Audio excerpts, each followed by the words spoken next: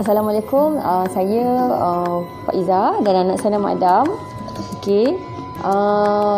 First time kita memang nak berterima kasih kat Sonotron sebab before ni anak memang ada demam sesama, tapi selepas dapat rawatan alhamdulillah memang dia sangat-sangat kata orang satu alternatif yang sangat bagus. Selain daripada makan ubat, anak akan rasa lebih cepat sembuh dan kita pun rasa tak bimbang lah sebab bila dah ada sesama ambil masa yang lama nak sembuh, takut infection.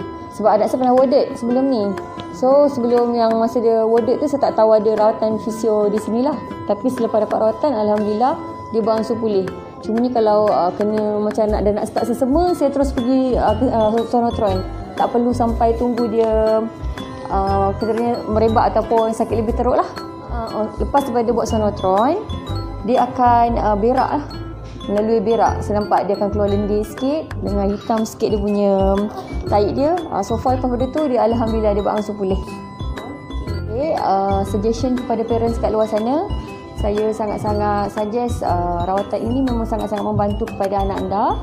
Lagi-lagi kalau anak tu memang dia susah nak makan ubat, tapi kita akan tahu ubat tu sangat bagus dan kena makan juga. Tapi ini adalah salah satu alternatif yang perlu kita ambil rawatan lah. Selain daripada makan ubat, saya ambil dia punya alternatif untuk ambil Sonotron untuk anak saya.